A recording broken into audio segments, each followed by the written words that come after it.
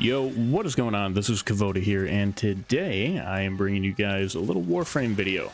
I got a Saryn Prime build to share with you guys. I figured right now would probably be a good time to drop this video. I've been keeping it in the vault for a little bit, but with TennoCon being last weekend, and if you tuned into their stream, you got a free Saryn Prime. So I thought maybe there's probably a lot of people trying out Saryn for the first time and they need a good build. So if that's you, I actually got one of the best builds in the game here for you. The survivability on Saryn is insane, and the damage output on Saryn is insane as well. And also in this video on the Saryn build specifically, there are some mods that can be interchanged. I think that's another great thing with her, is that her build is very flexible in the sense of you can definitely customize it to your liking.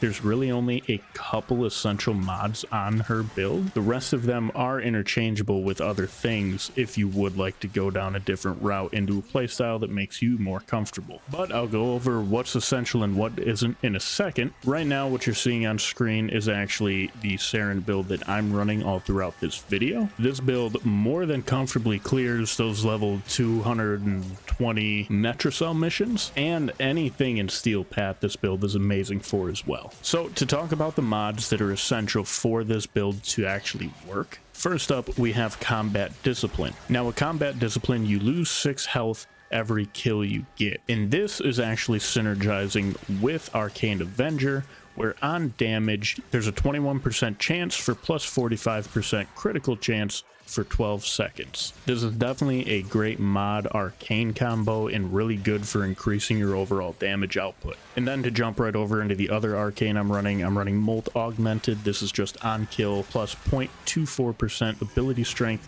stacks up to 250 times, and this accumulates throughout any mission you're running, so this is actually really great for those survival and defense missions that you're going to be running for a while. Next up, the other mod here that is absolutely essential to this build that really can't be swapped out for anything else is Venom Dose. Now what Venom Dose is going to do, when you hold down your 1, it's actually going to infuse your weapons with 100% corrosive damage to their attacks. Now, to talk a little bit about the other mods I'm running, let's go over some of the mods that I think aren't necessarily super essential, but ones that I wouldn't personally recommend swapping out. This being Narrow-Minded, which is going to give you plus 99% duration on your abilities, but minus 66% range. With Saryn, you don't really need the range, but you're definitely going to want the duration. Next up, I'm running Archon Continuity personally because I don't have Primed, and Archon Continuity and Primed actually have the exact same ability duration increase, and Archon Continuity is significantly easier and way cheaper. Actually, it doesn't cost you anything to get. Only difference is it takes up 2 more capacity than Prime Continuity does, so if you wanted that 2 extra capacity, you could run Primed instead of Archon. I'm just cheap. Next up, we have Blind Rage. This is a plus 99% ability strength and a minus 55% ability efficiency. This is the best ability strength increase you can get, and with Saryn, with the duration being so high, you're not going to be casting her abilities enough to really justify speccing into efficiency, so Blind Rage is definitely the best one to run here. Next up, I'm running Vitality. The more health, the better on this build because you are going to be losing health every kill, but you are going to be gaining health back every kill as well. Next up, for the 4 mods that I'm personally running because I like the playstyle they bring, but I think they could be swapped out with other things and make this build work really good as well. So the first mod here is going to be Equilibrium. This is a really good mod here. I personally like it. You could use something else. This is going to make your health pickups give you energy, and your energy pickups give you health. So this is definitely a great one for keeping your abilities up, but with your duration on this build being so high, you're not really going to need the energy orbs all that much, so you could swap this out with something if you really wanted to. Now the other mod I think you could swap out for something else is Flow. So Flow's just going to get your energy up to 600. I use this because I definitely like spamming my 2. If you're not too big on spamming your 2, you don't really need the extra energy. Now the next mod you could swap out is Power Drift. The only thing I personally would swap out Power Drift for is Primed Sure-Footed, and I think honestly eventually I probably am going to start using Primed Sure-Footed myself. And the last mod I think you could swap out for something else is going to be Adaptation. This is just a little bit of damage resistance. Definitely a nice mod to run, but I don't think it's essential to the build. As far as what you could replace any of these mods for, it kind of depends on what route you want to go with the build. If you wanted some more strength, you could go with something like Intensify or Umbral Intensify. If you wanted a little bit more survivability,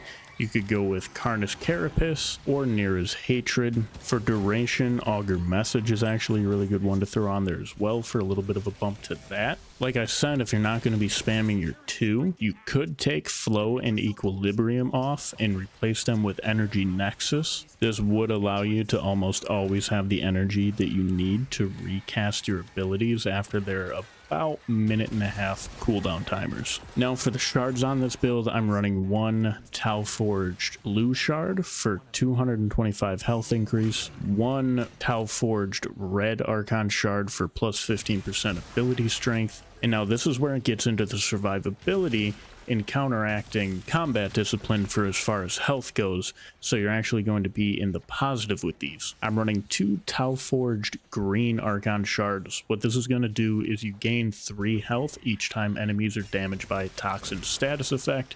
So each status effect that you proc, any damage it does, you're getting 6 health back on that. So this actually breaks even with combat discipline. And the last shard I'm running is a Tau Forged Orange Shard. And with this one, I went with gain 2 health per enemy killed with blast damage for a maximum of 450 health. And then with a lot of my weapons, I'm actually putting blast damage on those. So each kill, you're gaining a little bit of extra health on top of countering combat discipline with those green shards.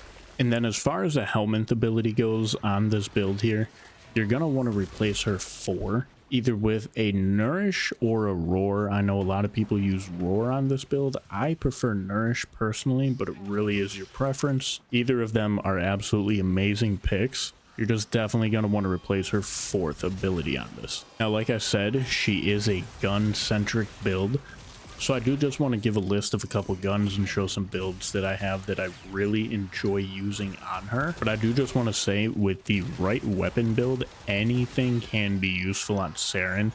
The damage boosts that she gives are absolutely insane. So getting into the primary weapons here, I think my first pick on this build would definitely be the Burston Prime Incarnon. It's just too good for single target damage. This is what I use to kill the invaders and steal path. DPS wise, especially with the buffs that Saryn gives, this gun has insane damage output. This is amazing for Archon hunts as well. And in the Incarnon form, it can definitely be a good, just kind of add clear weapon as well. Next up, we got the Torid. Naturally, this thing's going to be on every best weapons list. And with its insane damage output in its Incarnon form, then you add on all the damage buffs that Saryn gives, this thing absolutely rips through enemies. It's not really amazing for single target, which is why I personally run the Burston over this, but it is an amazing weapon. Last primary that I run on Saryn mainly is a little bit of an odd pick, but that's going to be the Phantasma Prime. Now this generally is just an amazing weapon.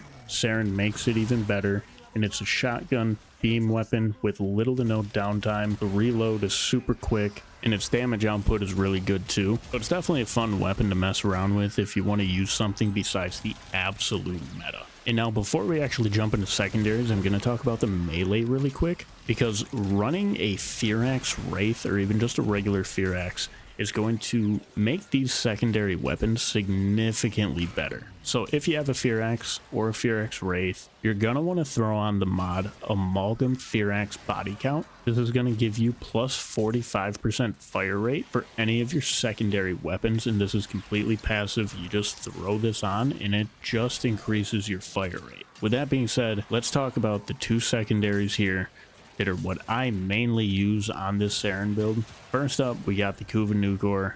This thing is insane damage output, beam weapon, chains to other enemies, able of just absolutely clearing house. Now I have a magnetic build on this one, so it's got the innate radiation, magnetic, and I also have electricity and blast added onto it. And then with Nourish and Saryn's 2 other abilities, you're going to be applying corrosive, toxic, and viral. So that's a total of 7 different status effects, which is just insane. This is what I mainly use when I'm running around the missions. This gun is just so good at absolutely clearing everything. Now the next weapon is actually an unbelievable sleeper weapon if you don't have a Kuva Nukor. This is going to be the Ocucor. This is the build I'm running on my Ocucor. This gun's unique trait is absolutely amazing. I definitely recommend giving this gun a try. I do want to say, if you are going to use this gun, you're going to want Sentient Surge. That's what makes this gun so amazing. So if you can pick up an Ocucor and Sentient Surge, this gun can absolutely rival the Kuva Nukor. So I do just want to talk about her rotation then for a quick second. So the playstyle with Saryn is super easy. It really is just kind of a pop her 1, 3, and 4 and then run around and kill shit for the next minute or so before your timers are up and then recast. So what I would actually recommend is at the beginning of a mission, pop Nourish, run around, kill enemies until you have the energy to pop Toxic Lash and Spores. Now with Spores, do keep in mind you actually have to hold down this ability to get it to pop properly, otherwise you're just casting her regular Spores ability.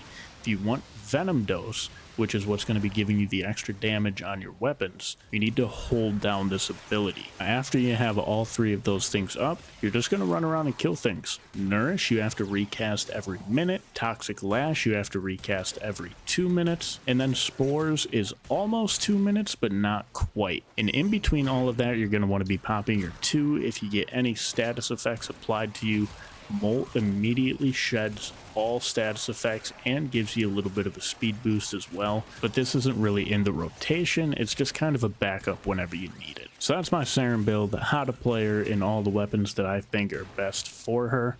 Go ahead, give this build a try. If you enjoy it, let me know.